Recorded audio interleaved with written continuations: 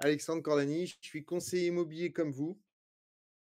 Ça fait peut-être un peu plus longtemps que vous pour certains et un peu moins longtemps pour d'autres.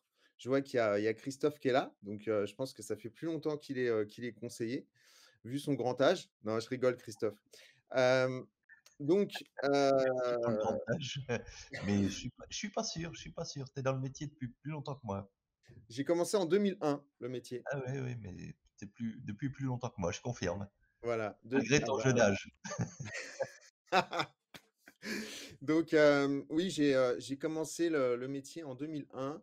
Je me suis perdu un jour en centre-ville et puis, j'ai vu marqué, on recrute des conseillers immobiliers. Je suis rentré dans une agence Laforêt et je n'en suis, jamais ressorti. Enfin, je suis ressorti, de l'agence, mais, je suis jamais ressorti du métier.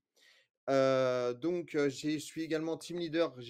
Créé une team au sein, de XP qui s'appelle la Team Dolphin, parce qu'il n'y a pas que des requins dans l'immobilier et ça, je peux vous le confirmer qu'il n'y a pas que des requins et j'en suis à la preuve parfaite.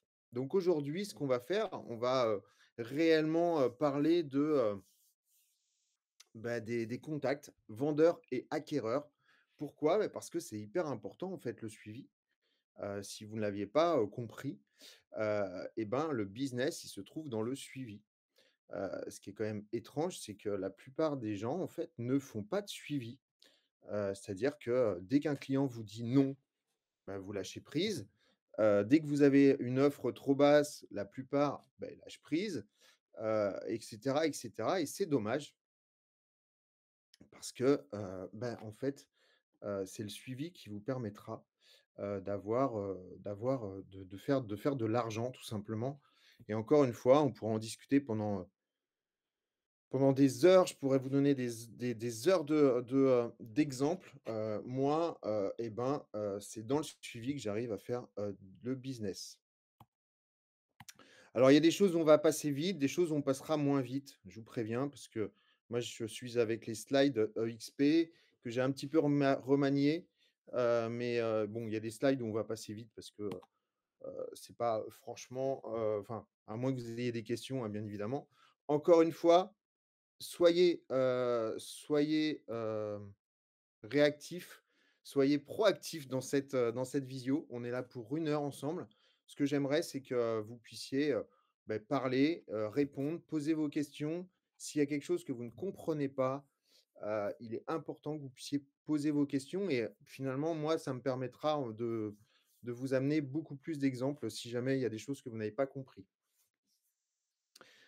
On commence par le rendez-vous. Donc les professionnels fixent des rendez-vous. N'ayez pas peur d'y consacrer du temps, bien évidemment. Quand je dis les professionnels fixent des rendez-vous, on va y revenir plus tard, mais sachez que la base, c'est le rendez-vous et on doit toujours, en fait, avoir un plan avec nous. Vous savez, c'est, comme, Prison Break, si vous connaissez cette série où il avait dessiné, il avait tatoué le plan, de la prison, sur son torse.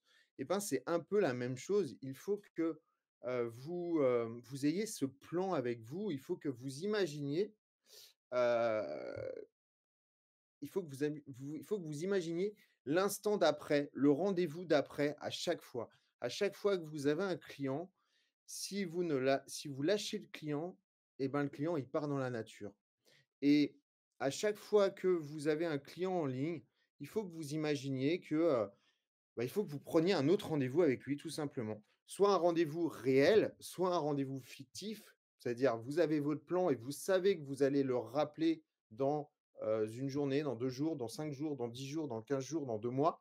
Mais il faut absolument que vous ayez, inscrit ce plan de rendez-vous, soit téléphonique, soit virtuel, soit physique avec lui.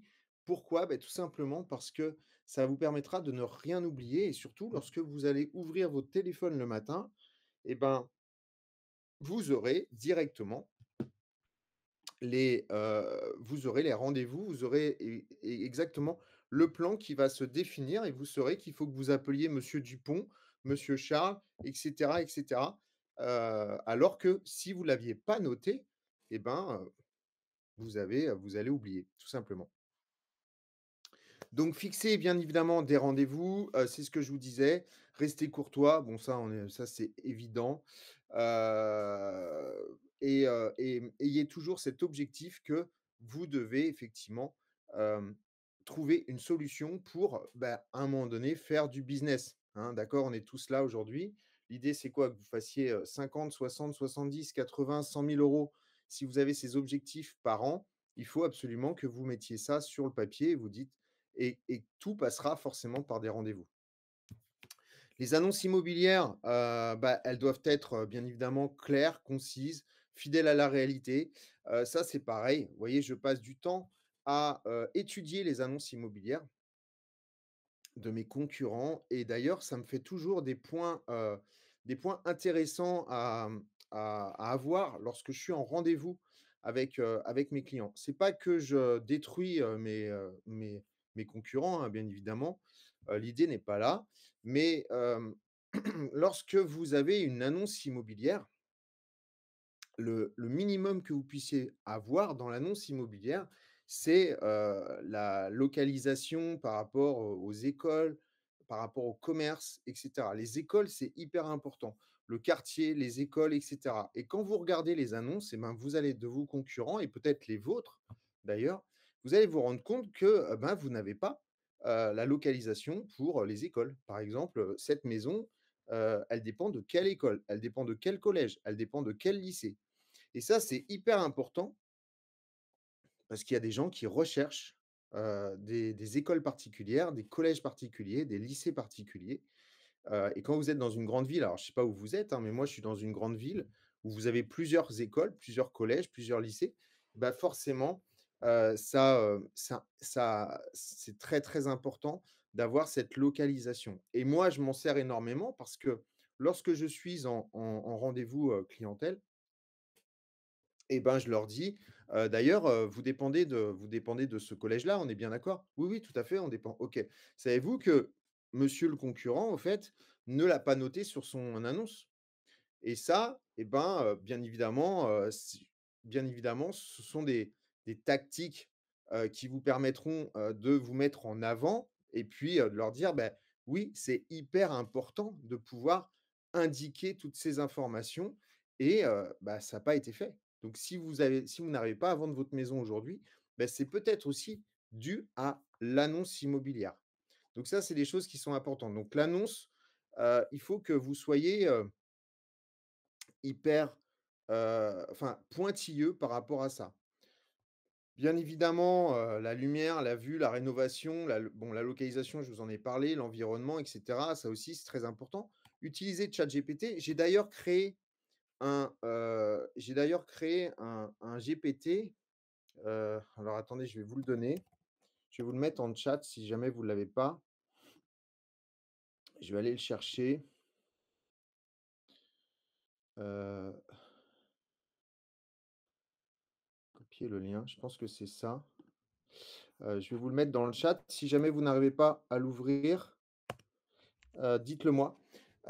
Donc moi, j'ai créé un GPT qui vous permet justement de recréer une annonce. Alors ce qui est intéressant, c'est que vous pouvez, par exemple, prendre une annonce, alors une annonce que vous avez créée vous-même ou une annonce qu'un concurrent a créée. Par exemple, moi, pour gagner du temps, quand je prends un bien qui est déjà en vente, chez un confrère, donc un mandat simple, je vais récupérer les annonces des concurrents, je vais la mettre dans annonce IMO GPT et il va, me donner les points positifs et les points négatifs de cette annonce. Il va me dire ce qu'il va falloir rajouter ou pas et il va me recréer, une nouvelle annonce et il va aussi me créer l'annonce Instagram, donc pour les réseaux sociaux. Donc ça, c'est un GPT, je vous l'offre, c'est moi qui l'ai construit. Vous pouvez l'utiliser, autant que vous voulez. Si jamais, vous pouvez le tester. Si jamais ça vous convient, bah, vous pouvez le garder. Voilà, donc ça, c'est important. Utilisez bien évidemment, hein, ChatGPT, je ne vais pas revenir là-dessus.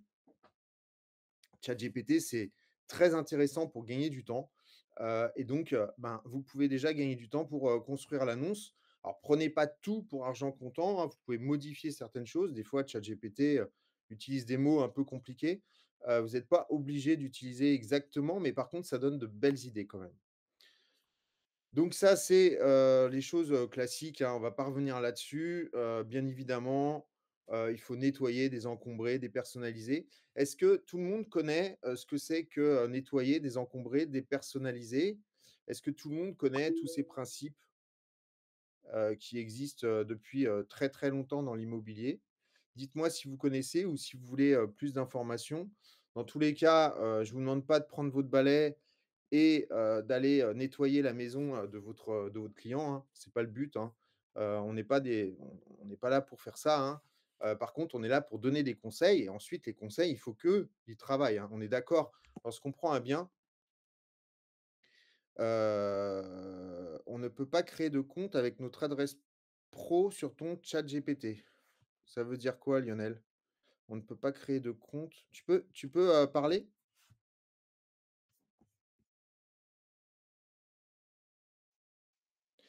Tac. Normalement, tu as déjà créé quelque chose, en fait. Oui, branche le micro.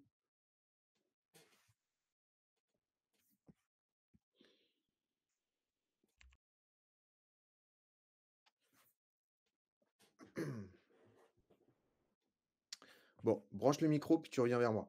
OK, donc si jamais, vous avez besoin, de conseils, dites-le moi. Dans tous les cas, voilà, le but, c'est pas, de prendre votre le balai, hein. Je vois des fois des conseillers immobiliers, qui se transforment en débroussailleurs, et cetera et cetera.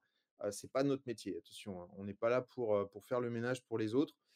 Par contre, on est là pour donner des conseils, bien évidemment. On est là pour, donner, la possibilité aux gens de prendre, la bonne entreprise pour le faire. Mais moi, je suis contre le fait de se transformer en femme de ménage pour pouvoir vendre un bien. C'est pas du tout notre job. Le suivi des offres. Donc, analyser toutes les offres sans porter de jugement. On y reviendra tout à l'heure, je vous donnerai un exemple, mais ça, c'est hyper important. C'est comme, si vous étiez là la dernière fois, je vous ai dit que et ben, des fois, parce qu'on dit souvent qu'il faut vraiment aller faire visiter attention, il faut faire une belle découverte client, acquéreur avant de faire visiter un bien, parce que sinon on perd du temps. La dernière fois, je vous ai dit que c'était pas forcément, vrai, parce que oui, bien évidemment, faut pas emmener, les touristes en visite. Ça sert strictement à rien, hein. Si ça fait 6 mois, 1 an qu'ils cherchent, qu'ils ont visité 40 maisons, il faut peut-être creuser un petit peu. Mais, un client potentiel, c'est un acquéreur potentiel, c'est un avis positif que vous pourriez avoir, sur, Google et je reviendrai là-dessus, je crois, plus tard. C'est éventuellement un vendeur, donc un futur vendeur potentiel et cetera. Donc, aller trop poser de questions à des acquéreurs, ça veut dire que vous allez finalement peut-être éviter une visite avec quelqu'un qui pourrait vous apporter d'autres clients plus tard ou éventuellement vous permettre d'avoir une estimation de son bien un peu plus tard. Donc, ou éventuellement, faire une offre, plus basse et que l'offre, elle fonctionne. Ou alors, peut-être que, cette personne, au départ, elle vous a dit qu'elle avait, je sais pas moi, 500 000 € de budget et puis finalement, et ben, elle va avoir une aide, famille, une aide d'un parent et cetera, parce qu'elle a vraiment eu le coup de cœur sur la maison et puis elle va pouvoir mettre 550 ou 600. Là, j'ai eu le cas, j'ai vendu un bien. Le vendeur m'a dit: «Vous savez, l'agence concurrente, ils avaient le même client que vous, mais ils ont décidé de pas faire visiter le bien parce qu'ils m'ont dit que, ce client n'avait pas le budget». Bah, peut-être, mais moi, ils m'ont montré, une attestation bancaire qui prouve qu'ils ont le budget. Donc effectivement, je pense que le client avait mûri dans son projet et il avait peut-être apporté plus d'apports qu'il ne pensait au départ et en fait là, ça passait. Donc c'est pour ça il faut jamais se mettre à la place des clients. Il faut apporter toutes les offres parce que toutes les offres, même très, très basses, ça vous permettra de pouvoir démarrer une discussion avec le vendeur et si nous-mêmes, conseillers immobiliers, on n'amène pas les offres de nos clients, à quoi on sert finalement? Donc, les offres, c'est un point de départ de réflexion pour un vendeur et lorsque vous allez lui amener 3 offres qui sont en dessous, très en dessous de son prix, bah, peut-être qu'il va réfléchir sur la quatrième. Donc il est très, très important de ne pas vous mettre à la place des gens et de ne pas porter de jugement. OK, donc bien évidemment, il faut, voir la motivation de l'acquéreur. Donc il faut vraiment qu'il soit motivé pour acheter parce que s'il n'est pas motivé, ça sert à rien. La solidité de son dossier de financement, bien évidemment et puis, vous pouvez aussi étudier, le comportement de lors de la visite. Voilà, si c'est un tout fou foufou, peut-être qu'il faut peut-être juste lui dire: «Attendez, on va se calmer un petit peu, on va peut-être revisiter». Vous voulez peut-être revisiter avec quelqu'un? Ça, c'est important par contre, avant de prendre l'offre, c'est de savoir est-ce que vous avez besoin de revisiter la maison avec une personne de confiance? Parce que sinon, il va vous sortir un tonton, une tata ou que sais-je, au bout de 10 jours et puis le tonton, il va vous casser la vente. Ça m'est déjà arrivé et ça vous est sûrement déjà arrivé. Bon, ça, je pense que vous connaissez. Je ne sais pas quel est votre niveau au niveau immobilier, hein, ça, c'est des slides EXP. Par contre, ça, c'est une slide qui est très intéressante à récupérer, pour pouvoir mettre dans votre book vendeur et pour expliquer comment se passe, bien évidemment, une vente à vos clients. Ça fait très pro et on sous-estime toujours, enfin, on surestime toujours la connaissance des gens sur notre business, parce que, bah, nous, on a l'habitude et les autres, en fait, bah, n'ont pas cette habitude forcément. Donc c'est une slide qui est très importante. Elle parle à tout le monde est au cou tout le monde connaît ça, hein, j'imagine cette slide, tout le monde la connaît?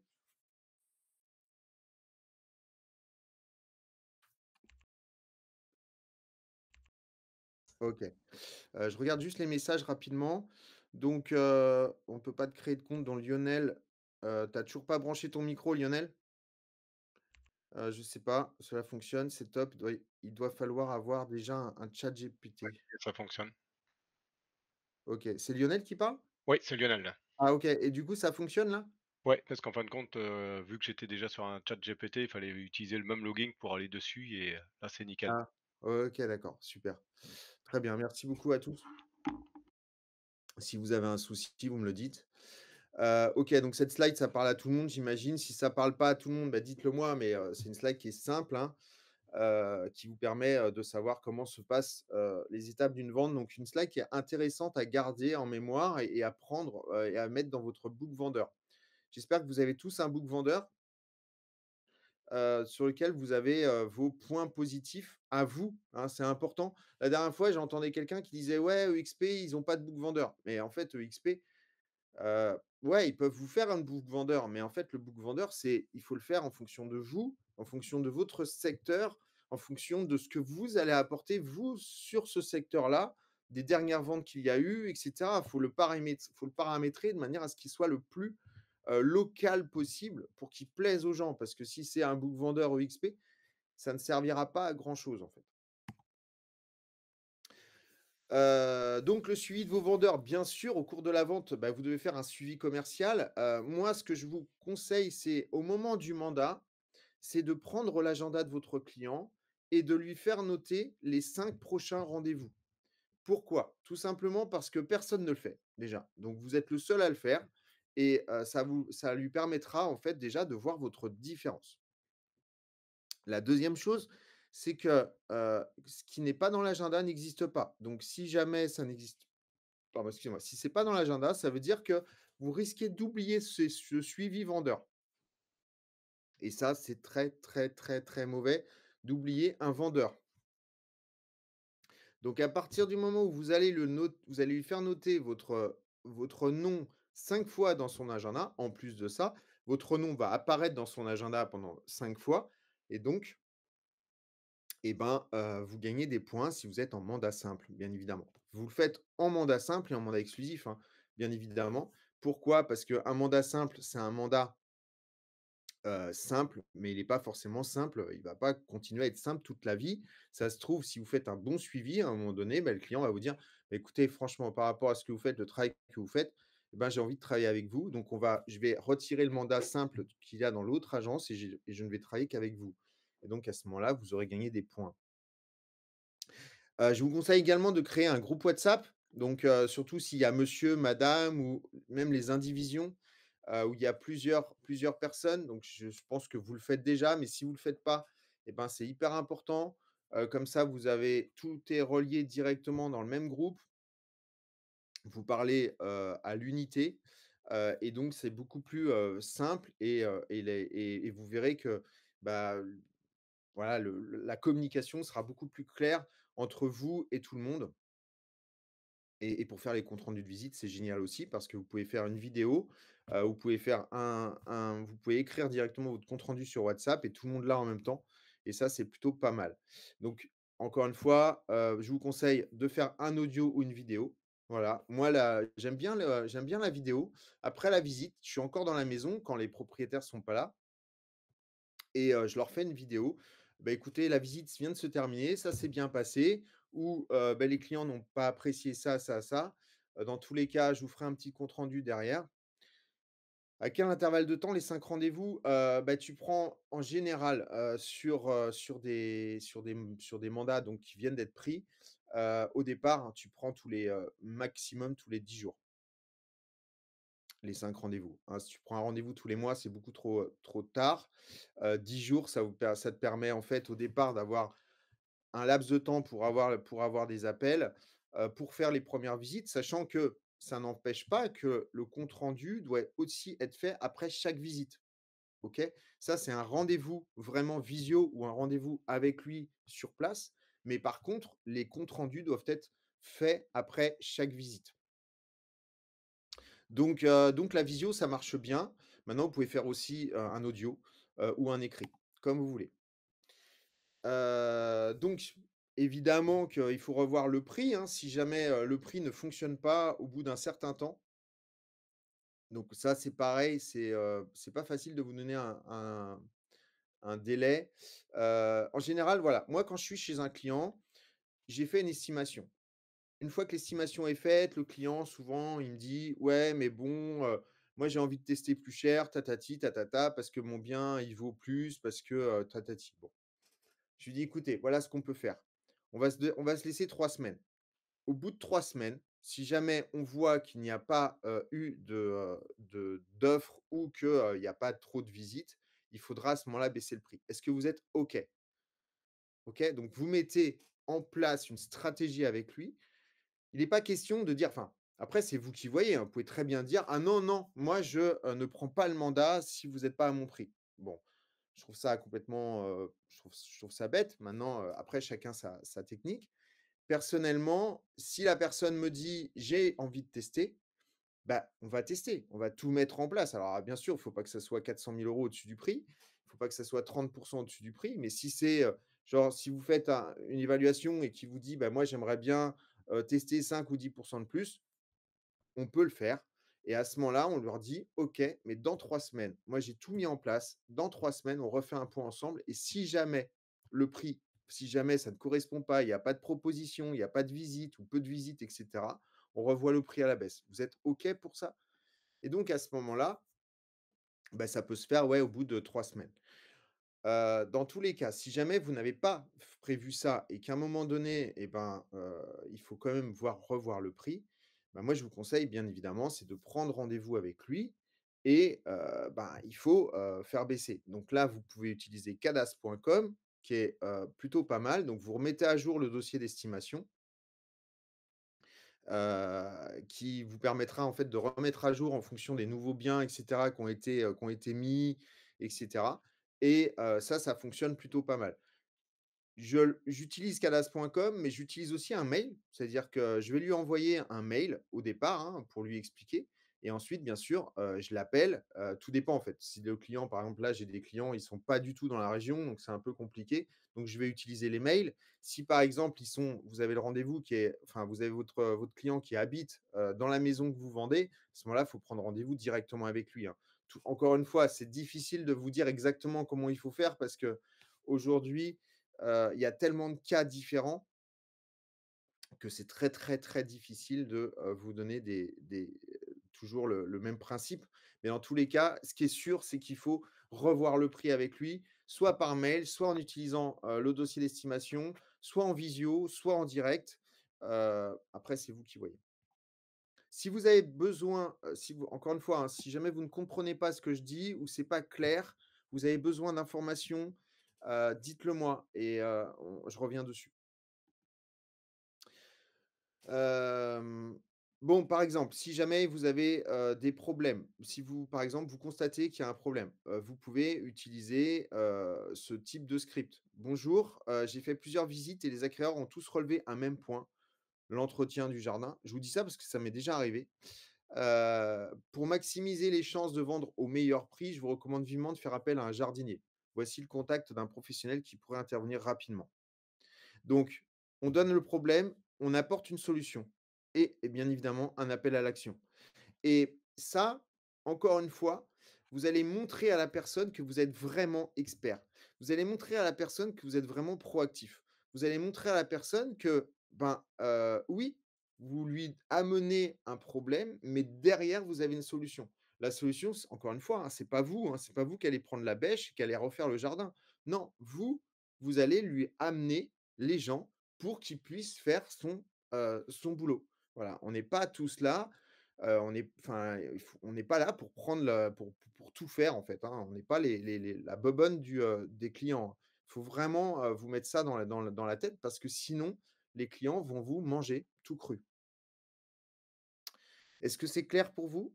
Alors là, je vous parle d'un jardin, hein, mais ça peut être n'importe quoi, hein. Ça peut être, par exemple, une salle d'eau, qui est en très, très mauvais état, par exemple. Des joints à refaire, des joints tout noirs, je pense que vous avez déjà eu le cas.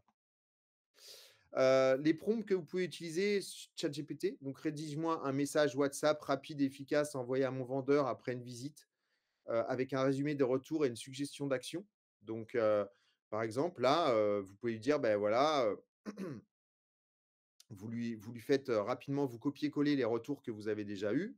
Vous lui dites: ben tiens, rédige-moi un message, avec ça pour pouvoir résumer et cetera», avec des suggestions d'action et il va vous le faire. Créer un script audio de suivi pour assurer mon vendeur après plusieurs semaines sans offre en expliquant la situation et en proposant une stratégie d'adaptation. Pareil, essayez ce prompt, vous allez voir, il va vous donner plein, plein d'idées. Rédige-moi un email clair et convaincant expliquant à un vendeur pourquoi une baisse de prix est nécessaire pour vendre son bien en utilisant des données du marché et des comparaisons récentes. Pareil, hein, vous lui donnez à manger, bien évidemment, à ChatGPT, hein. ChatGPT, chez moi, c'est pas le même que le vôtre, hein. Il connaît, c'est pas le même marché, donc il faut lui donner des informations. Mais à partir du moment où vous allez lui donner des informations, il va pouvoir réellement, répondre et vous donner, les bons messages. Est-ce que vous utilisez souvent, ChatGPT pour ce genre de choses? Dites-moi. Non, pas encore, pas l'habitude de le faire, c'est pour ça que c'est compliqué de trouver les bons termes pour demander à Chat. OK.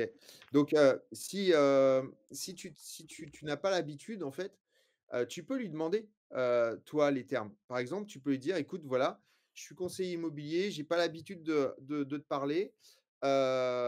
Peux-tu me dire, par exemple, peux-tu me donner, une série de 10 prompts, heu, qui, me permettraient de gagner du temps ou qui me permettraient de pouvoir trouver des solutions auprès de mes vendeurs, auprès de mes acquéreurs et cetera?» Et lui, il va te donner comme ça des idées. En fait, il faut vraiment utiliser ChatGPT comme étant, du brainstorming et il faut pas, avoir peur de lui poser une question, parce qu'en fait, il est là pour répondre et il va te donner plein, plein d'informations que tu vas pouvoir récupérer et ensuite sur ces informations-là et bah, tu vas pouvoir ne serait-ce que par exemple, si vous prenez je vous donne une idée. Si vous prenez par exemple un prompt. Si vous prenez par exemple un prompt, mince je crois que attendez, je me suis trompé, j'ai loupé le truc, j'ai fait une bêtise. Tac, voilà. Si vous prenez par exemple un prompt, vous copiez-collez juste un message là, le prompt: «Rédige-moi un message WhatsApp» et vous lui donnez, il va vous répondre. Vous reprenez son message et vous le recopiez et vous lui renvoyez encore une fois. Il va de nouveau, répondre différemment et il va améliorer son message.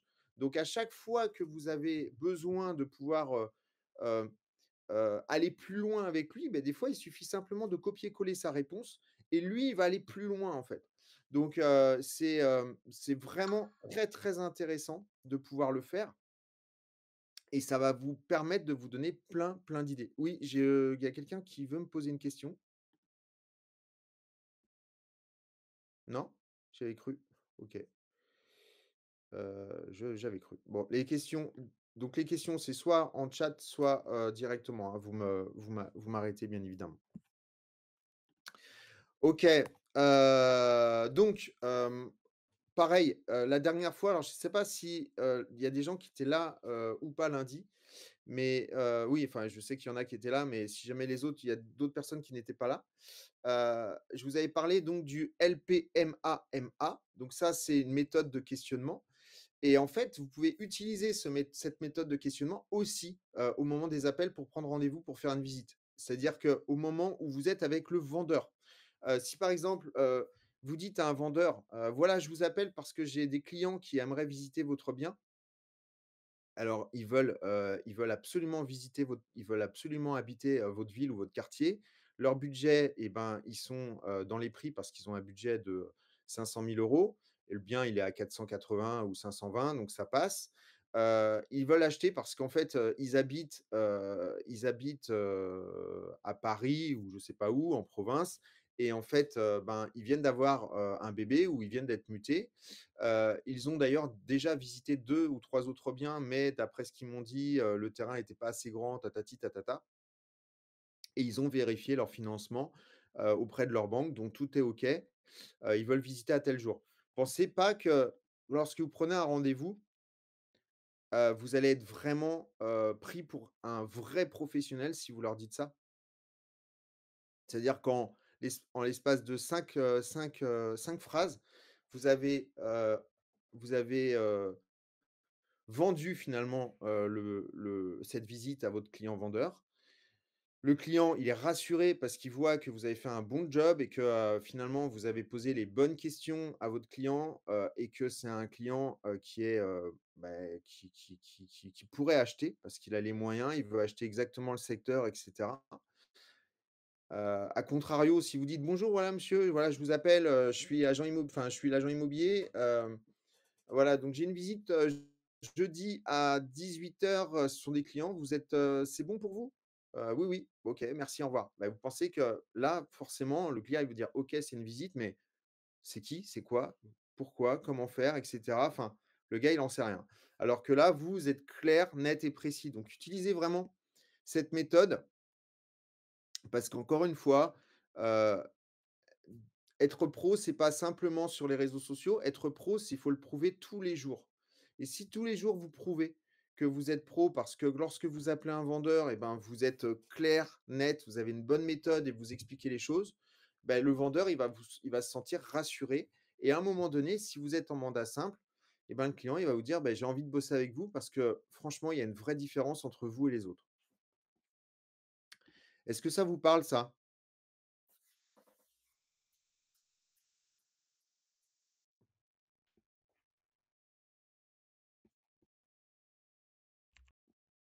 OK, super, merci. Voilà, donc ça, c'est une petite astuce aussi qui est vraiment bien pour montrer finalement votre, professionnalisme. Donc, j'ai repris la petite, slide qui explique ce que c'est que le LPMAMA. Donc, L pour location ou emplacement, où veulent-ils vivre? P pour price, quel est leur budget? M pour motivation, quand et pourquoi veulent-ils déménager? A pour agent, ont-ils déjà signé un mandat ou ont-ils déjà visité des biens avec d'autres agents? M pour, mortgage, ou prêt, ont-ils, besoin d'un prêt? Et A pour rendez-vous, concluez par un rendez-vous. Donc ça, c'est on va dire les questions principales que vous pouvez poser si vous êtes pressé avec votre acquéreur. Déjà, si vous posez ces questions-là, vous allez déjà en savoir beaucoup plus sur lui. Après, normalement, il faut en poser plus, mais encore une fois, ça dépend comment, aujourd'hui, on est tous d'accord, hein. Lorsque vous êtes avec votre téléphone, c'est votre pire ennemi, en fait, le téléphone. Le portable. Je vais vous expliquer pourquoi. C'est parce que moi, quand j'ai commencé l'immobilier, bah, j'étais en agence et j'avais une petite assistante ou une grande assistante, peu importe, qui, quand j'étais pas à l'agence, j'avais pas de portable à l'époque ou j'en avais un, c'était vraiment tout le début, hein, je suis très vieux, mais Mais en tous les cas, j'avais un portable ou pas, mais je le donnais pas comme ça. À l'époque, on avait juste le numéro de l'agence sur les annonces et cetera. Et donc, lorsque, un client appelait et que j'étais pas à l'agence et ben, mon assistante prenait l'appel et je devais rappeler le client. Et quand je rappelais le client et ben, j'étais devant mon ordinateur, j'avais mon téléphone avec moi, j'avais toutes les données devant moi et cetera. C'était simple et je pouvais remplir mes fiches correctement et cetera. Aujourd'hui, on a ça, cette petite bête, d'accord, qui sonne n'importe où, n'importe quand. On est en voiture en train de conduire, bah, ça sonne. On est en train de faire les courses, ben, ça sonne. Et en fait, toutes ces données-là, et ben, c'est pas comme lorsque j'étais à l'agence où je pouvais prendre le temps de rappeler le client. Je savais que j'avais mon ordinateur à côté de moi et cetera et cetera. Aujourd'hui, en fait, on n'a pas forcément le temps. Donc des fois, vous avez le temps de faire une belle, découverte et des fois un peu moins. Donc c'est bien d'avoir, ces petites questions de manière à, au moins, poser un peu les questions, savoir à qui vous avez affaire, si, ils sont allés voir un courtier ou pas, quel est leur budget, s'ils ont déjà visité des choses et quelle est leur motivation. Donc ça, c'est des choses qui sont hyper importantes.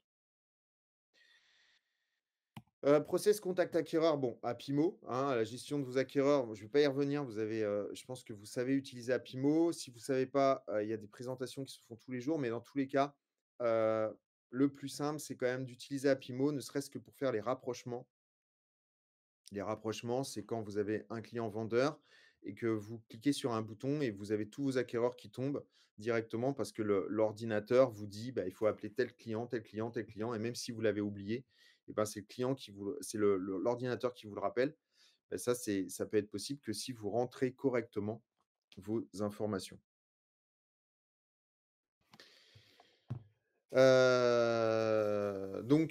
Ça, bah, on l'a vu tout à l'heure, hein, les professionnels fixent des rendez-vous, bien évidemment. Le rendez-vous découverte acquéreur, bah, c'est ce que je vous ai dit tout à l'heure. Donc bien évidemment, faut cerner le client, faut établir une relation de confiance, faut apporter des conseils personnalisés si jamais la personne, ne sait pas. Par exemple, est-ce que vous connaissez moi la première question que je pose quasiment, c'est: «Est-ce que vous connaissez la ville?» «Bonjour, bonjour, voilà, je vous appelle, j'ai vu une annonce, je voudrais visiter la maison». «OK, super, bah, écoutez, c'est très bien. Qu'est-ce qui vous a plu dans l'annonce? Dites-moi». Déjà, les gens, en général, quand on leur pose cette question, ils savent pas trop quoi répondre. Mais peu importe. Donc, qu'est-ce qui vous a plu dans l'annonce? Bah, je sais pas, bah, en fait, bon, OK. Que recherchez-vous? Ça sera plus simple. OK, donc là, ils me disent: «Une maison 3 chambres, tatati tatata». OK, très bien. Vous connaissez la ville ou pas? Pourquoi? Tout simplement parce qu'il y a des gens qui ne connaissent pas. Il y a une ville avec plusieurs quartiers, plusieurs environnements et cetera. Donc, OK, bah, écoutez, si jamais vous ne connaissez pas, j'ai, créé, une page informatique, une page internet qui explique réellement comment est constituée la ville et comment sont constitués chaque quartier. D'ailleurs, si vous voulez, je peux vous envoyer les vidéos, elles sont sur YouTube. Donc ça, vous voyez, ça aussi, c'est des choses que vous pouvez mettre en place assez facilement en expliquant rapidement comment est constituée votre ville, que vous le fassiez avec, Canva. Vous savez qu'aujourd'hui, on a tous Canva. Vous pouvez créer un book, sur la ville avec les différents quartiers. Vous n'êtes pas obligé de faire un site internet, vous pouvez juste faire un book Canva. Vous pouvez aussi, si vous aimez bien discuter en vidéo, bah, vous pouvez faire une petite vidéo de présentation, ça aussi, dans chaque quartier, ça peut le faire et cetera. L'idée, c'est quoi? C'est de montrer que vous êtes vraiment des experts locaux et comme les gens ne connaissent pas forcément, les villes, et ben, lorsque, ils vont vous dire: «Ben, non, je connais pas trop ce quartier». OK, bah, je vais vous apporter, des informations sur ce quartier.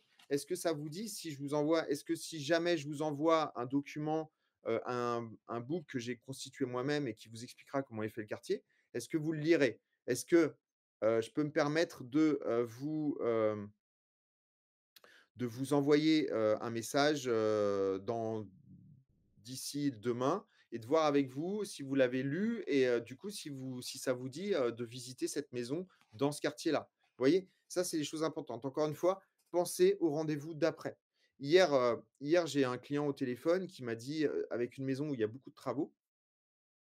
Donc ce client, il m'appelle et il me dit, voilà, machin et cetera. Je lui dis: «Écoutez, j'ai une vidéo, sur une visite complète du bien. Si vous voulez, je vous l'envoie. je vous envoie par SMS et puis, on se rappelle demain. Comme ça, moi, je suis sûr qu'il a vu la vidéo. Je suis sûr que c parce qu'il se rend pas compte des travaux, donc comme ça, je vois bien ce qu'il a, j'aurai au moins son retour, son premier retour par rapport à cette visite, virtuelle et derrière, en fait, ben, le gars, il a vu que, j'ai bossé différemment des autres. Encore une fois, et ben, je suis différent des autres et je le prouve et je perds pas mon temps non plus, aussi. Tout à l'heure, je vous ai dit que c'était bien de faire des visites et visiter parce que et cetera, mais d'un autre côté, on peut aussi le faire différemment et notamment, par exemple, par une visite virtuelle en vidéo. Ça marche très, très bien.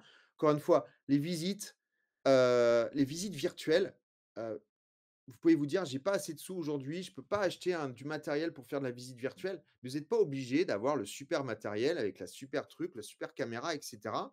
Moi, les visites virtuelles, je vais vous dire, je les fais avec mon téléphone et ça me fonctionne très, très bien.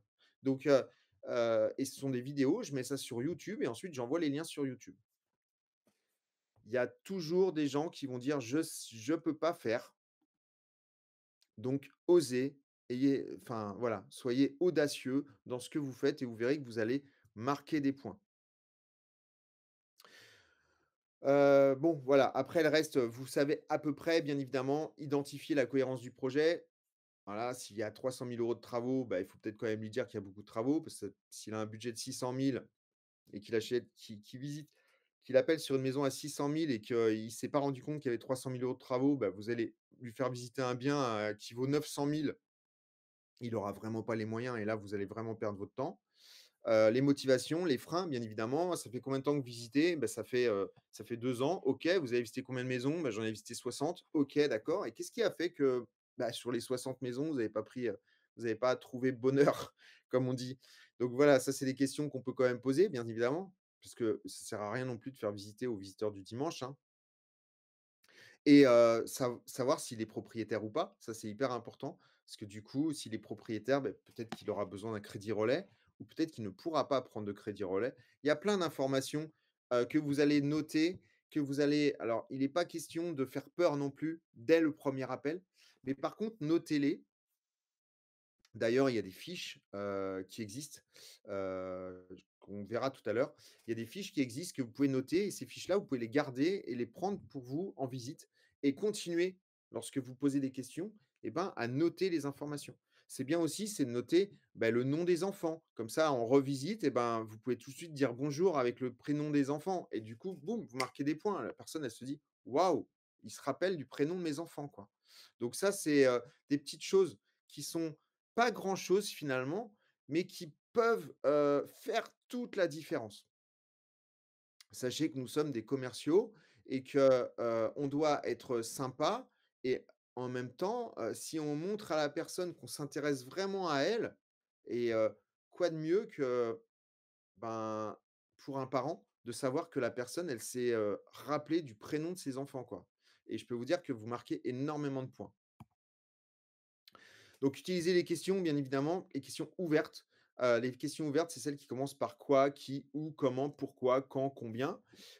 Si, vous dites, je ne sais pas moi: «Quel est votre budget?» OK. «Est-ce que vous êtes allé voir la banque?» «Oui». OK. Qu'est-ce enfin, du coup, «Est-ce que vous avez visité d'autres biens?» «Oui». OK. Ça, ce sont que des questions fermées. Donc finalement, on va avoir l'impression d'être, heu, bah, dans un commissariat et que, bah, vous êtes, le commissaire ou l'inspecteur et vous posez des questions. Par contre, si vous commencez à lui dire, «Ah oui, c'est intéressant, qu'est-ce que vous recherchez exactement?» ou «Qu'est-ce qui vous a plu dans l'annonce?» Bah, moi, ce qui m'a plu dans l'annonce, c'est que la maison, il y a un grand terrain. «Ah OK, très bien et vous avez déjà visité des maisons avec, des grands terrains?» «Oui, oui, tout à fait, j'ai déjà visité». «Ah super et qu'est-ce qui a fait que vous n'avez pas, pris votre décision encore par rapport à ces maisons?»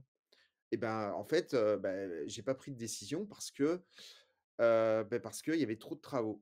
«Ah OK, vous y avez trop de travaux». «Qu'est-ce que ça veut dire trop de travaux pour vous?» Vous voyez? On continue et on essaye de comprendre. Il y a trop de travaux, c'est bien, mais ça veut rien dire. Vous êtes d'accord? Moi, pour moi, trop de travaux, c'est peut-être parce que, il faut refaire une salle de bain.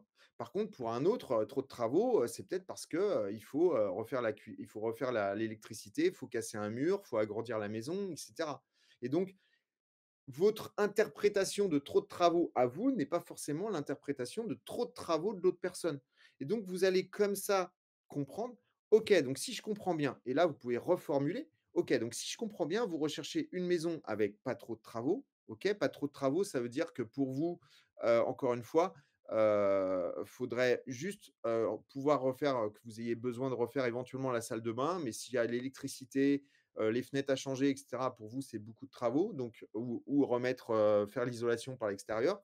Donc OK, donc vous recherchez une maison avec pas trop de travaux, plutôt dans ce quartier-là, avec un terrain qui fait entre 500 et 600 carrés. On est d'accord? Oui, oui, c'est exactement ça. OK, il a compris que vous, il a compris que vous l'aviez écouté et en même temps, cette reformulation, elle est hyper intéressante. J'ai une formation complète sur le questionnement si ça vous intéresse, mais sachez que, ne serait-ce que des fois, lorsque quelqu'un vous dit, par exemple, il vous dit: «Oui, enfin, voilà, ce qui me dérangeait, c'est qu'il y avait trop de travaux» et il y a pas besoin finalement des fois de lui dire: «Bah, ça veut dire quoi trop de travaux?» Faites trop de travaux, juste, vous répétez trop de travaux, mais avec un point d'interrogation et la personne vous dit: «Oui, effectivement, trop de travaux parce qu'il y avait, toute l'électricité à faire». «Ah OK, très bien», c'est ça en fait. Donc des fois, juste dans une discussion, juste en répétant la fin d'une phrase, vous allez pouvoir comme ça, en savoir plus. Un peu comme ce que je vous disais tout à l'heure avec ChatGPT, vous prenez sa réponse, vous la recopiez, il va vous redonner plein d'informations. Et ben, c'est exactement la même chose. Je vois qu'il y a le nom du chien. Oui, le nom du chien, exact. J'étais pas dedans. Oui, effectivement, ouais, bien sûr, vous pouvez vous rappeler le nom du chien et cetera. Enfin, dans tous les cas, soyez proche de vos acquéreurs et de vos vendeurs. C'est hyper important. OK, est-ce que c'est clair pour vous par rapport au questionnement? Super, merci pour ceux qui répondent.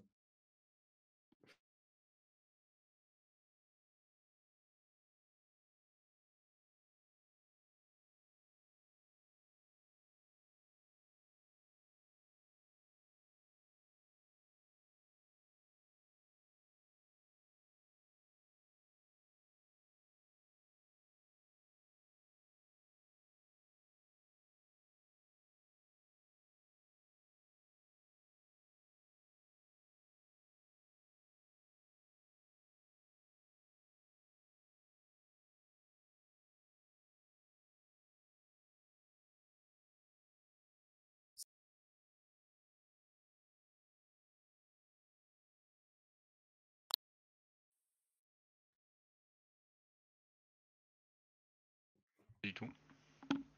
Non? OK. Donc en fait, la technique du repoussoir, c'est une technique qui est utilisée beaucoup en agence immobilière.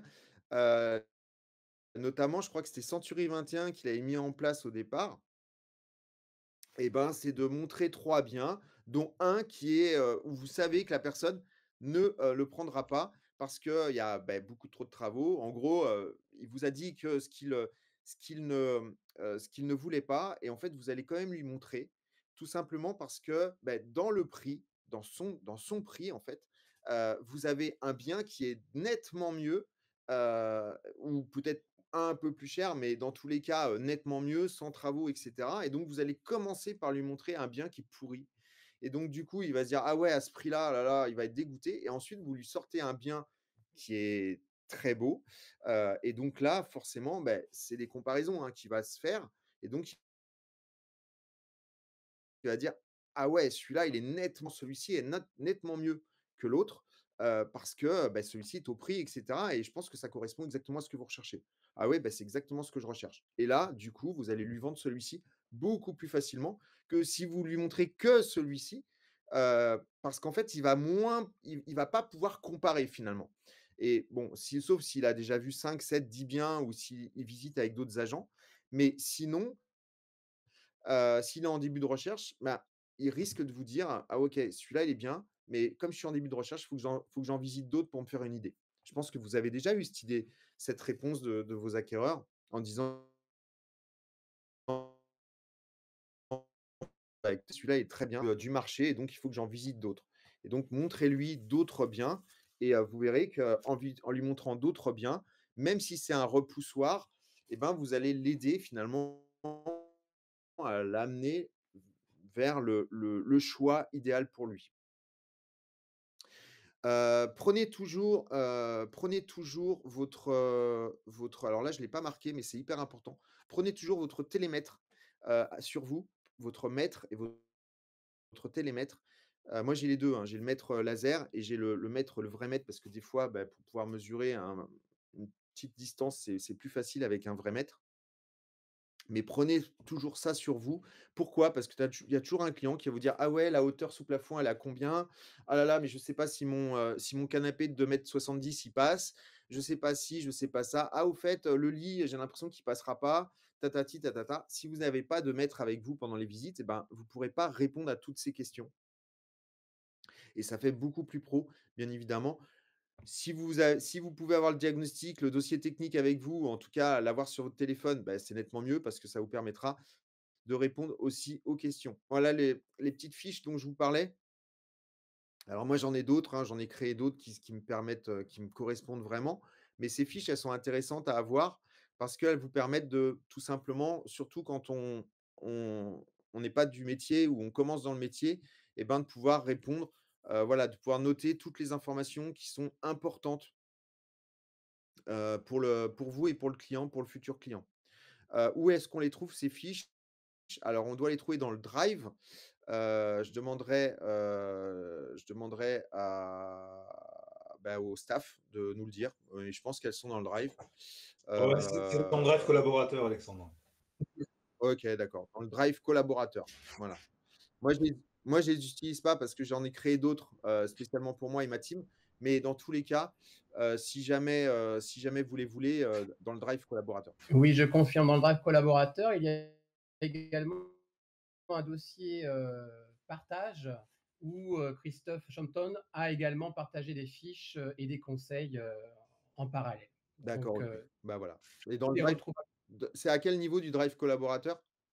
Alors, dans le Drive, ça doit être, que je ne dise pas de En bêtises, partageons. donc dans l'espace collaborateur, c'est dans Ouais. partageons, oui, c'est ça. Ouais, partageons, exactement. Dossier numéro 13 et sinon, les fiches, je vais regarder ça, puis je le précise dans le chat. OK, super. Quelque chose que je vous ai pas précisé, mais c'est pareil, moi, pour les visites, en fait, je vais vous montrer, ça sera plus simple. J'ai créé, en fait, des fiches visites, qui ont été, que j'ai faites moi-même. Je vais vous sortir ça, alors attendez, je vais vous mettre ça sur Canva. Hop, boum, voilà. Comment je peux faire? Ah oui, il faut que je du coup que je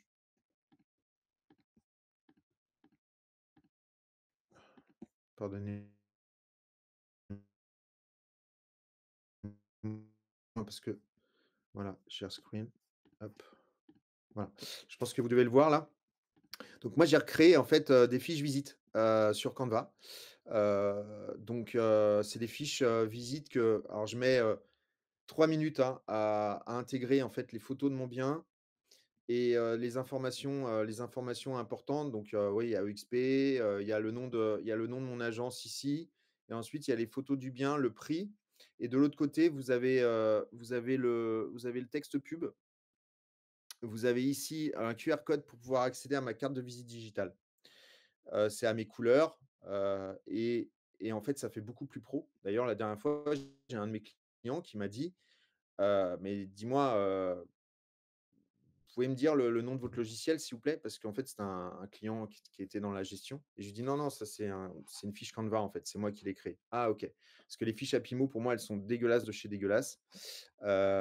C'est terrible comment elles sont dégueulasses, ces fiches, alors qu'on peut faire des choses vraiment bien et encore une fois, hem, il faut absolument que vous montriez votre différence dès le début, c'est important. Et que, vous puissiez, montrer que, vous êtes pas comme les autres. Merci Thierry. Donc espace collaborateur, dossier juridique, fiche utile. Ouais, parce que le faut dire que le drive, c'est un peu koh en fait, hein. Quand on rentre dans le drive, on se demande à quel moment on va pouvoir sortir de ce drive parce que une fois qu'on est perdu dans le drive, on a du mal à retrouver la sortie. Non, je rigole. Ça va évoluer, Alexandre, ça va évoluer. OK, d'accord. Non, non, mais c'est tout, c'est juste la petite, hein. Le staff de XP, il travaille, je peux te le dire. OK, en fait, la dernière fois que je suis rentré dans le drive, je suis resté 4 jours. J'ai pas mangé, j'ai pas bu et je trouvais plus la sortie. Donc du coup, j'ai failli mourir dans le drive, en fait. Voilà, donc créer des fiches, ouais, créer, voilà, montrer, l'exemple. Hem, je ne sais pas si vous avez tous l'envie de créer votre propre branding. On parle toujours de branding, mais malheureusement, bah, il y a personne qui bouge pour, se dire: «Ah tiens, on va créer quelque chose qui tienne la route, qui montre», voilà, donc bah, faites-le. Voilà, faites-le, c'est simple. Aujourd'hui, on a tout ce qu'il faut avec Canva. Moi, j'ai un Canva perso, mais Canva aujourd'hui, c'est prévu, dans votre cotisation. Et puis, pareil, la carte de visite digitale, elle est hyper intéressante. Je pense qu'ici, il y a des gens qui ont fait cette formation sur, d'ailleurs, c'est une formation gratuite sur la carte de visite digitale, si ça vous intéresse. J'ai un lien sur mon site, qui s'appelle, secrets.imo, qui vous permet de télécharger, votre carte de visite digitale, la créer vous-même et ensuite, bah, partagez-la, quoi, en QR code, c'est hyper simple. Je ne sais pas ce que c'est qu'Instacard, mais mais bon, si ça te suffit pour pouvoir, mettre ta carte. Ouais, c'est dans le c'est dans l'espace avec toutes les applications, en fait, il y a un truc, ça s'appelle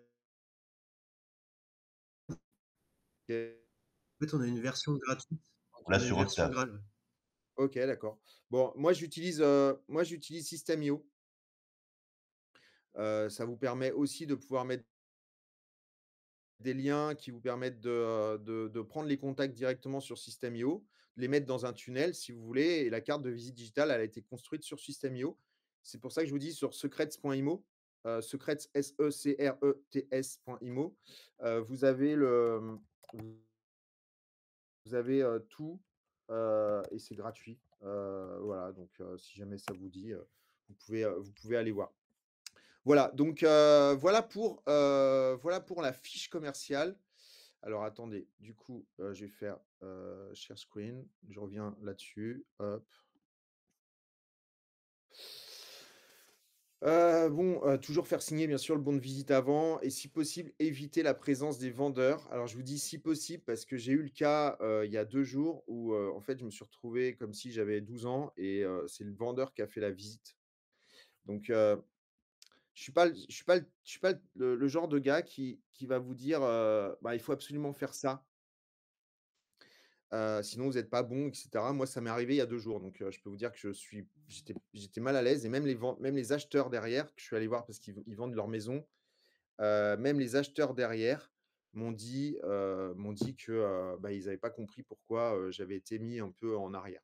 Donc et pourtant j'ai 25 ans d'immobilier. Donc après, il faut juste, avoir de la psychologie pour expliquer au vendeur qu'il est bien gentil, qu'il est super, qu'il connaît bien son appart, mais que c'est votre métier et ça lui évitera de raconter des conneries. Parce qu'en plus, le vendeur, à un moment donné, les acheteurs, ils ont dit: «Mais pourquoi vous partez?» «Oh mais en fait, j'ai pas envie de partir». «Bon, de toute façon, moi, si vous me donnez pas le prix de mon appartement, je vends pas». Donc et OK, le mec hyper commercial. Je me suis dit: «Oh là, ça commence bien la visite». Donc vous voyez, il y a des fois, c'est difficile, donc il faut de la psychologie, mais dans tous les cas, expliquer au maximum au vendeur comment doit se passer une visite. Parce que c'est vous le professionnel, c'est vous qui devez absolument faire visiter le bien et ça évitera toutes, les bêtises. Je vais finir sur les visites et puis après on finira ce soir. Donc ça c'est des prompts, ChatGPT par exemple. Je vais faire visiter un bien à un acquéreur. Prépare-moi un plan de visite structuré avec les points clés à mettre en avant et les questions ouvertes à poser pour mieux comprendre son ressenti. Donc ça, vous pouvez aussi poser cette question-là à ChatGPT, il vous répondra. Liste-moi les objections fréquentes des acquéreurs en visite et propose-moi des réponses adaptées pour les rassurer et les convaincre. encore une fois, des idées de prompt qui vont vous permettre de gagner du temps, qui vont vous permettre d'apprendre tout simplement. Évitez, de prendre, des formations à je ne sais pas combien de millions d'euros. Aujourd'hui, ChatGPT, vous permet de gagner énormément de temps et vous permettra déjà de bien vous former, parce qu'ils connaissent beaucoup de choses. Alors bien évidemment, ce qui va manquer, c'est ce que je vous donne là, c'est l'expérience. C'est le parler vrai. C'est, oui, j'ai vécu ça pendant, une visite, pendant ci, pendant ça. Voilà comment j'ai fait pour essayer de trouver, pour reprendre le lead, pour voilà. Ça, c'est ça qui va manquer parce que ChatGPT, il a jamais fait visiter une maison. Mais par contre, il va quand même vous donner beaucoup, beaucoup, beaucoup, beaucoup de conseils. OK. Je pense qu'on peut arrêter là, pour ce matin et puis on continuera ce soir. Est-ce que vous êtes OK avec ça? Oui, très bien. Moi, j'ai une petite question sur les bons de visite parce que tu dis de les faire, signer avant la visite. Cependant, vu qu'on les fait signer de façon électronique, c'est un peu compliqué. Alors oui, bien sûr, mais tu es pas obligé de les faire signer en version électronique. Tu peux les sortir et les faire signer directement sur place. Se faire signer un bon de visite, électroniquement, alors je sais pas, C'est c'est Lionel. qui m'a parlé là? OK. Tu peux bien évidemment les faire signer électroniquement. Moi personnellement, j'aime pas trop les signatures électroniques. Pourquoi? Tout simplement parce qu'il y a des gens, ils y comprennent, pas grand-chose. D'autre part, ça met une barrière, tu es toujours en attente de quelque chose, alors que, lorsque tu es face au client, c'est quand même plus facile. Donc tu peux les sortir, en imprimante et leur faire signer directement. Ou alors, leur faire signer électroniquement quand ils sont, directement sur place, s'ils ont accès à leur mail et cetera. Mais, la signature, le bon de visite, il peut se signer directement sur place, hein. Ouais. Après, il y a des petits aussi que tu c'est bon. Je connais pas l'identité, mais après,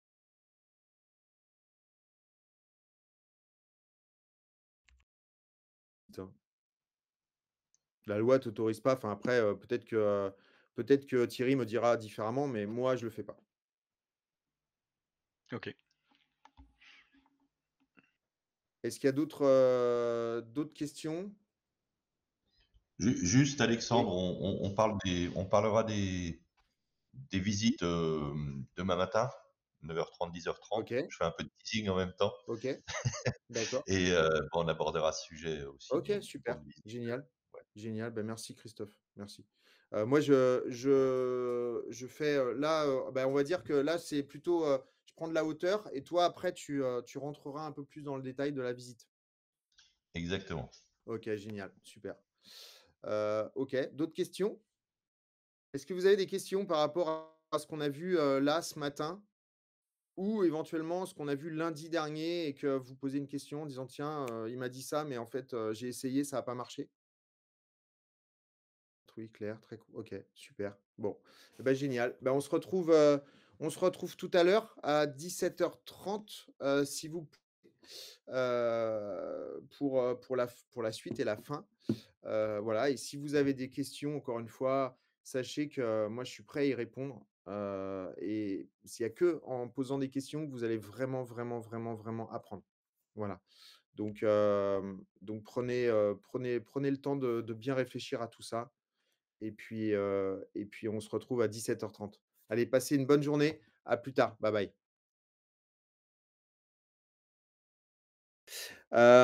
OK, donc on va y aller. Donc ce matin, on a parlé effectivement de pas mal de choses, du rapport avec les vendeurs. Là, on avait commencé avec les visites et je ne sais plus si je vous avais donné ce conseil, en tout cas ce prompt que vous pouvez utiliser. Si, je vous l'ai pas donné, si je vous l'ai donné, bah, tant pis, je vais vous le répéter. Donc vous pouvez très bien utiliser ChatGPT. Vous avez compris que moi j'utilise pas mal ChatGPT pour beaucoup de choses. Et donc, créer un prompt comme celui-ci, ou en tout cas lui poser une question comme celui-ci, ça peut être sympa pour vous. Je vais faire visiter un bien à un acquéreur. Prépare-moi un plan de visite structuré avec les points clés à mettre en avant et les questions ouvertes à poser pour mieux comprendre son ressenti. Et ce que vous pouvez faire, c'est puisque vous avez utilisé, mon GPT pour, faire votre annonce immobilière, donc normalement elle doit être, parfaite cette annonce. Ce que vous pouvez faire, c'est lui donner en plus l'annonce immobilière, comme ça il saura de quoi vous parlez et il va pouvoir vous donner plein de conseils pour pouvoir appréhender au mieux, la visite.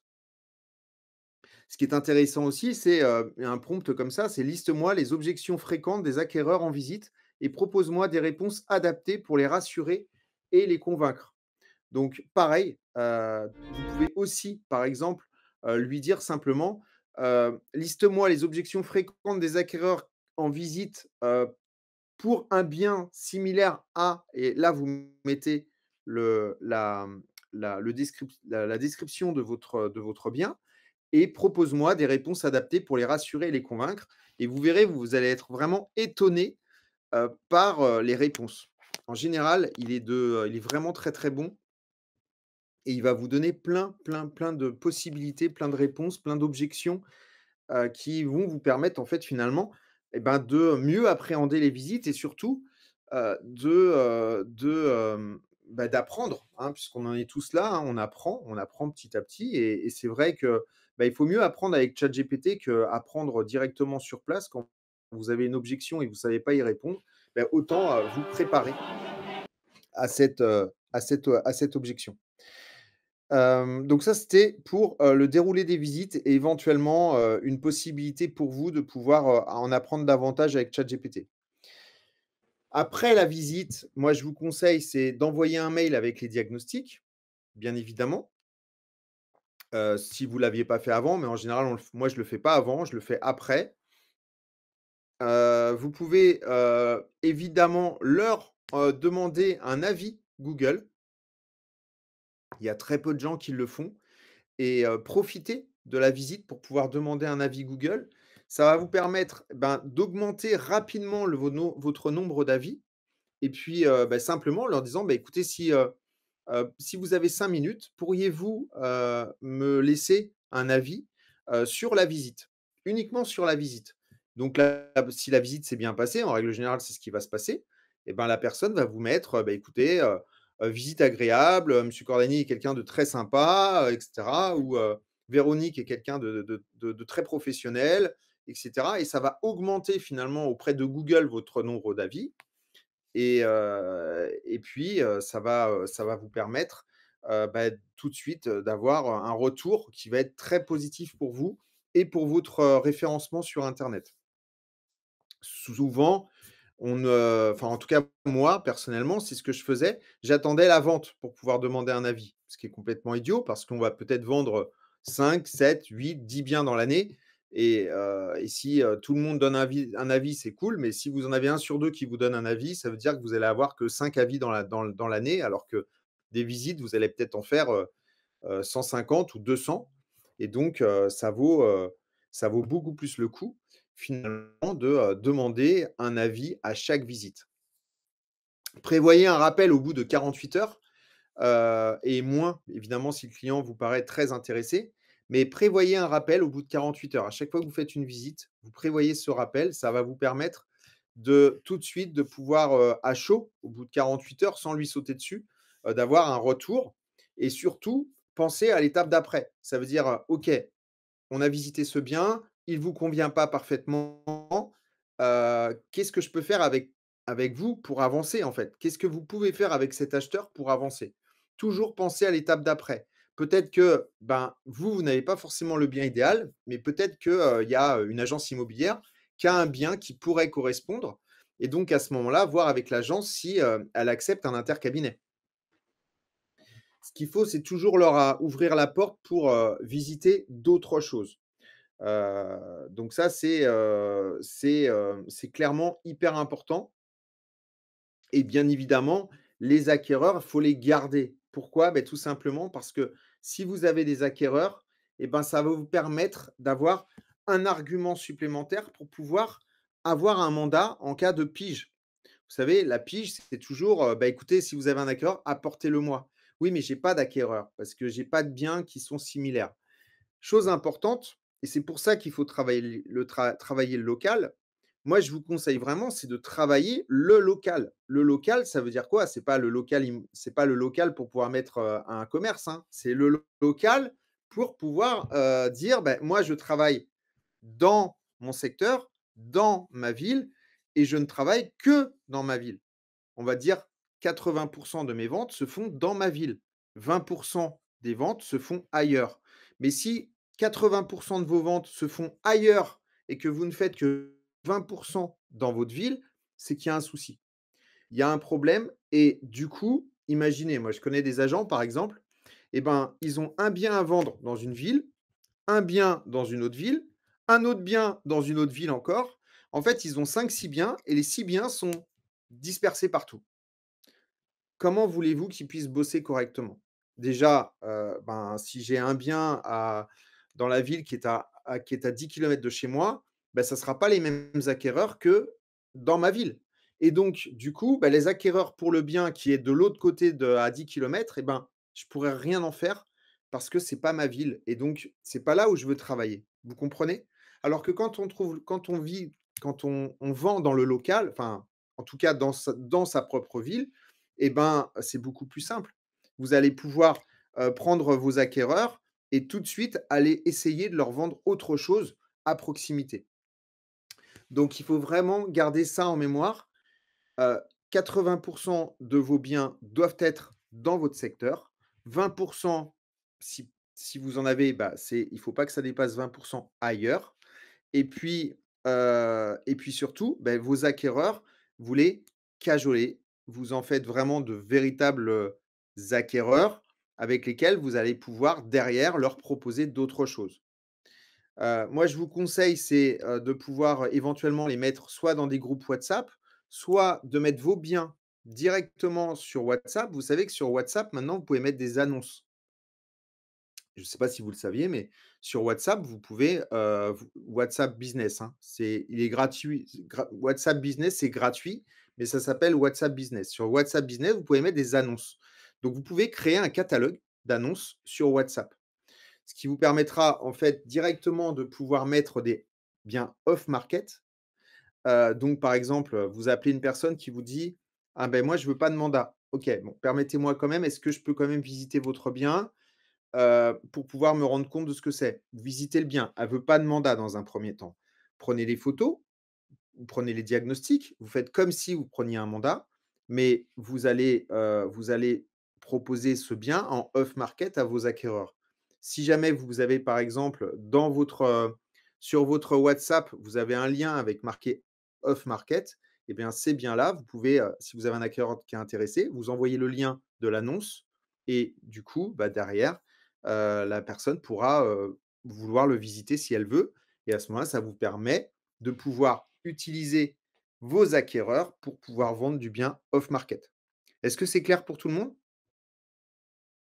Ouais, le off market, c'est automatique? C'est un lien que tu dois créer ou c'est déjà proposé dans le WhatsApp Business? Non, il faut créer un répertoire. Tu crées un répertoire off market et du coup, tu mets tous tes biens comme ça. Ce qu'il faut, c'est juste faire attention de mettre à jour ces biens-là parce que souvent, quand on n'a pas de mandat, on a moins de liens avec les vendeurs. En fait, ce qu'il faut, c'est qu'à partir du moment où vous bossez avec quelqu'un, par exemple, là, ça m'est arrivé la semaine dernière, j'ai fait visiter une maison et j'ai fait visiter un appartement et en visitant l'appartement, la personne me dit: «Beh, on est propriétaire de notre maison et on l'a mise en vente.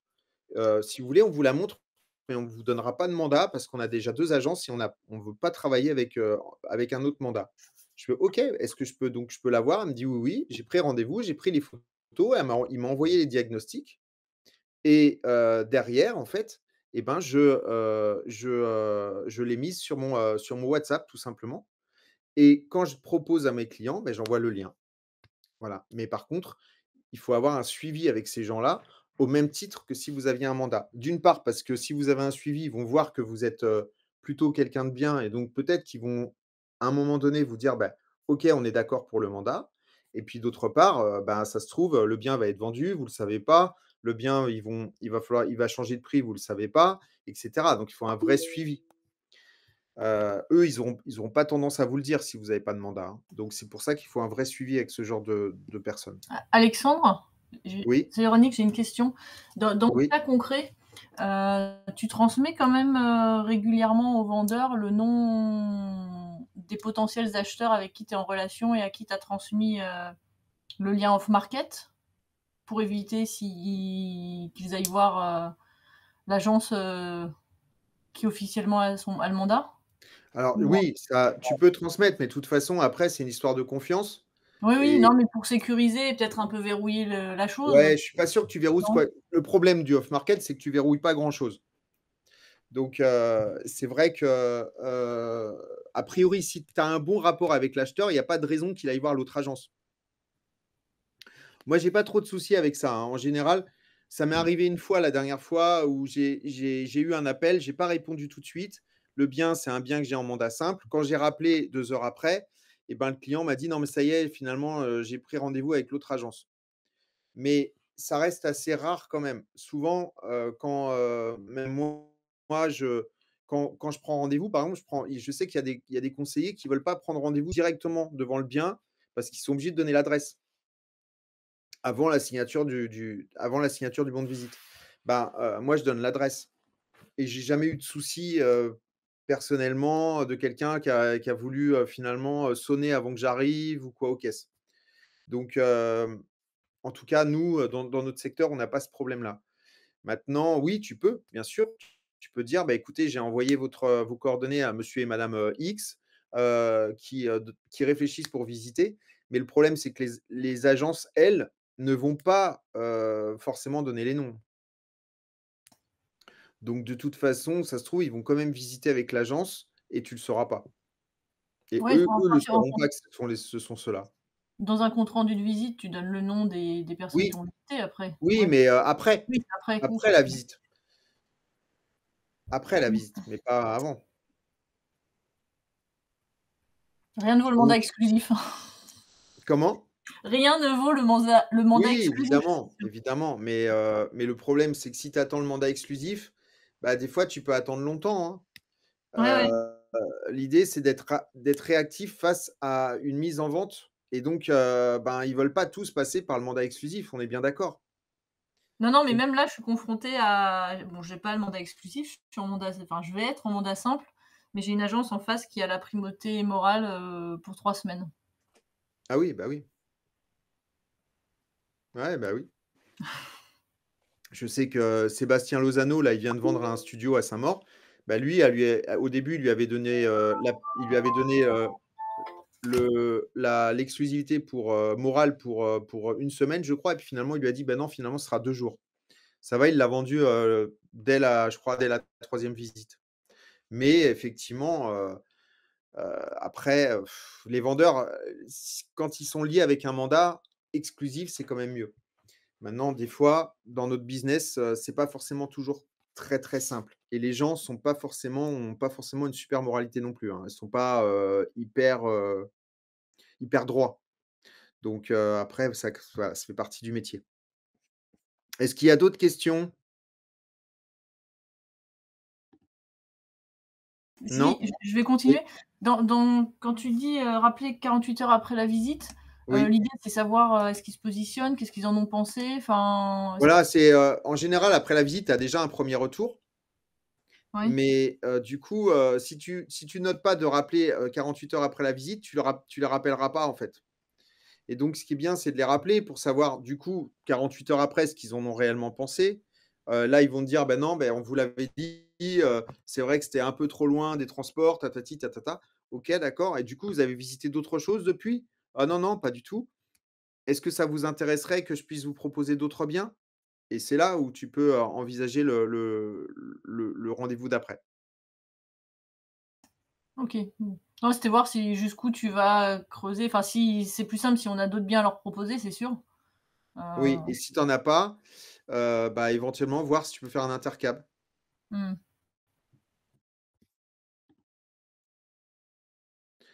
Sur Google, on peut mettre les biens en off market également. Ouais, je sais pas du tout, ouais, peut-être sur Google, je sais pas comment ça marche. Sur Google? Ah oui, sur Google My Business, en créant des produits. Ah oui, sur Google My Oui, Business. j'ai peut-être pas été assez complète. Ah OK, sur Google My Business, OK. Bah, après, je sais pas au niveau de la légalité ce qui est possible ou pas. Parce que sur WhatsApp, ça reste un lien WhatsApp, c'est pas mis sur internet, tu vois? Alors que là, tu partages aux gens que tu veux. Sur Google My Business, tu pourrais peut-être avoir quelqu'un qui vient vérifier, qui dit: «Ouais, est-ce que vous avez un mandat pour ce bien-là?» Il faut quand même faire attention à ça. Je suis pas sûr que ça soit, que tu prennes pas un risque là. OK. Donc exemple de script, «Bonjour, suite à la visite de la maison de samedi, j'aimerais avoir votre ressenti. Qu'est-ce qui vous a plu? Y a-t-il des points que vous aimeriez éclaircir? Vous seriez disponible quand? Afin qu'on aille visiter de nouveaux biens immobiliers». Voilà, donc ça, c'est le script, dont on parlait tout à l'heure. L'offre d'achat. Donc, l'offre d'achat, bien évidemment, donc là, il y a un petit document qui vous dit, bah, il faut, pour l'offre d'achat, voilà ce qu'elle doit indiquer. En fait, utilisez Modelo, hein, c'est simple. Modelo, vous serez tranquille avec ça.